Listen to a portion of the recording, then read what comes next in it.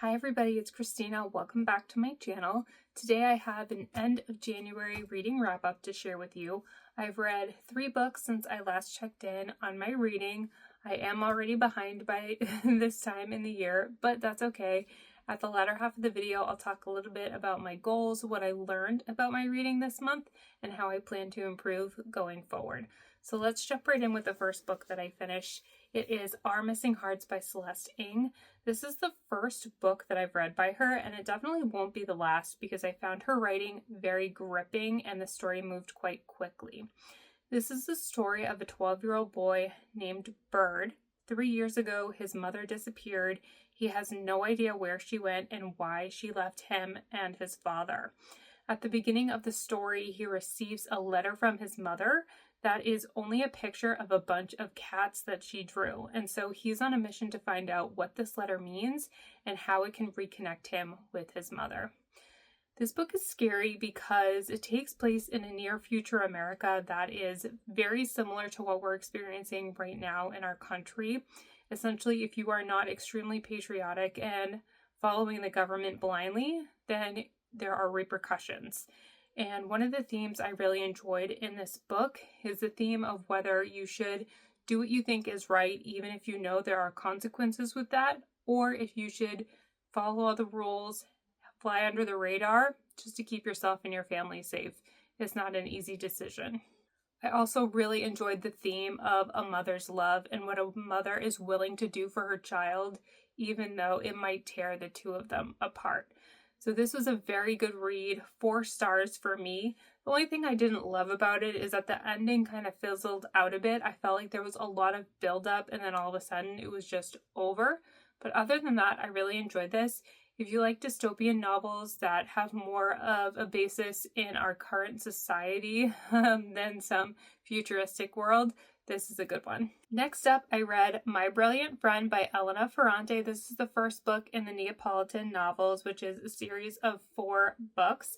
It is set in Italy in the Naples area in the years of the 1940s and 50s in this book.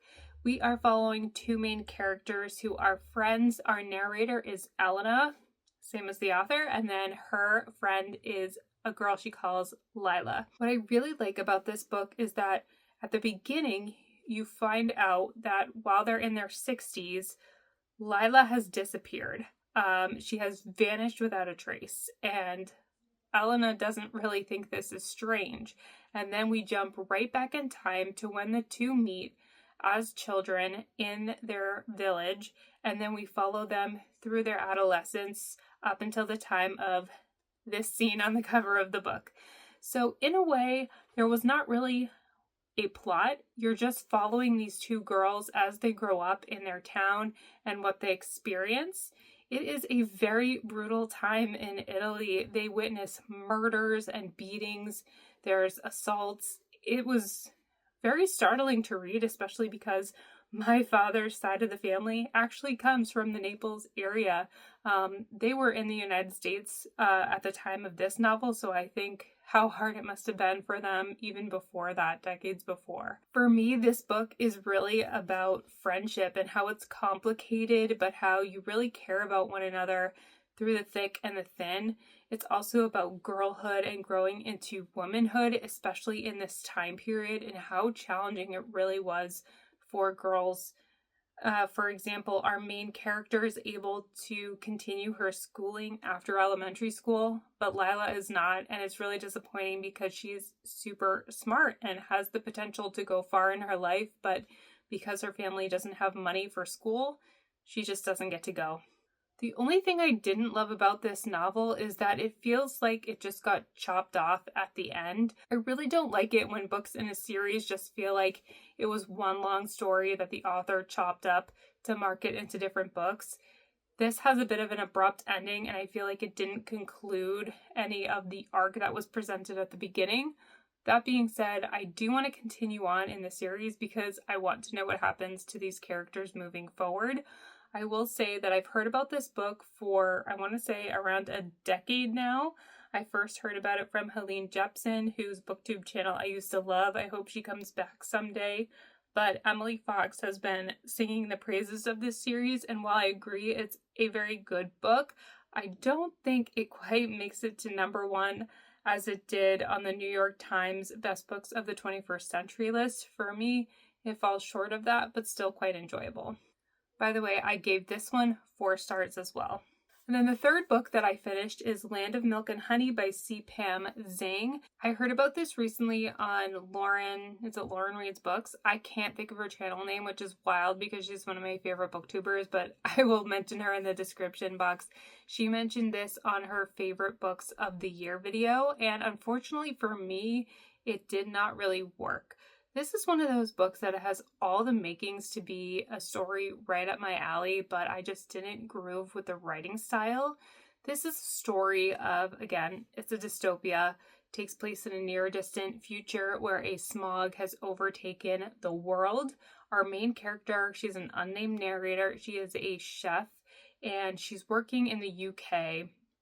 She has been locked out of the American borders and she's trying to make ends meet.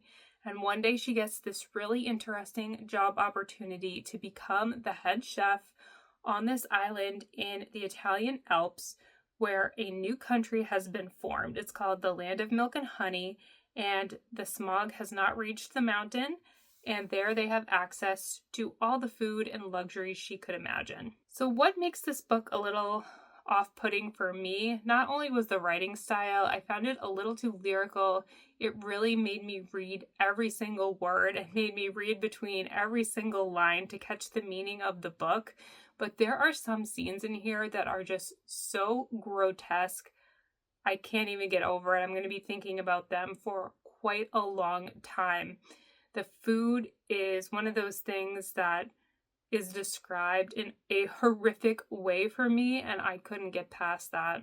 You also learn pretty quickly that although she was brought to this mountain to be the head chef, that's actually not her designated job, and it gets very sinister from there. This book is certainly a commentary on extreme wealth and how the wealthiest among us, although they have a lot of privileges, they have to lead a very specific lifestyle, and it may not always end the best for them. The ending of this book did salvage the overall story for me. I ended up giving this 3 stars for the majority of the book. I thought it was a 2-star read, but thankfully I really liked the way things ended up, and because of that I rounded up to a 3-star rating. But I don't think I'm going to ever read this again, and I'm not sure I would pick up any other books by this author. I'm glad I read it because, like I said, this does sound like a book that is a 5-star read for me. It just didn't work out in the execution. And right now I am reading The Accidental by Ali Smith. I am currently on page 70 and I'm really enjoying this. I'm excited to keep reading. So now let's talk about my statistics for the month. In order to reach my reading goal of 100 books, I have to read 8 to 9 books every single month. And unfortunately, in January, I only read 5. I did finish Land of Milk and Honey on February 1st, so I'm at 6 books for the year. And so you'll see I'm a little bit behind. But I'm not too worried about that, and that's for 2 reasons. The first one was I had a planned vacation in January, so I knew I wouldn't be reading all that much while I was away. And secondly, the week before my vacation, I had a pretty exciting week at work.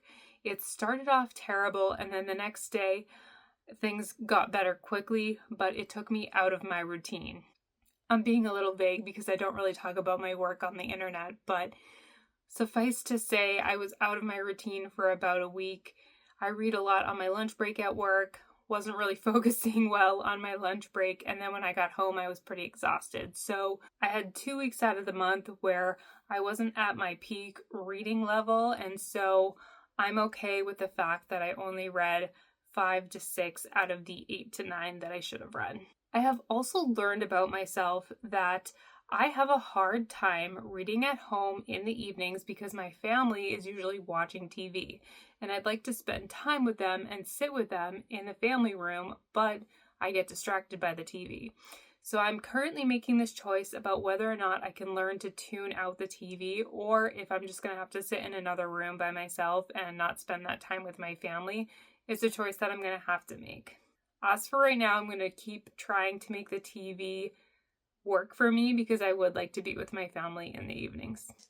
So that's where I'm at for my reading. I did want to quickly mention that for my little map here, I did color in one more state, and that was Massachusetts, because Our Missing Hearts takes place primarily in Massachusetts and New York. At the beginning, it's all in Massachusetts, and we return there in the end, so I figured I would count that as the state, especially since I'm sure I will read another book that takes place in New York at some point during the year. But that's it for this video. I think what I'm going to try to do moving forward is twice a month I will update you on my reading. It just doesn't make sense for me to make a weekly reading update as I previously thought, because I'm not reading enough.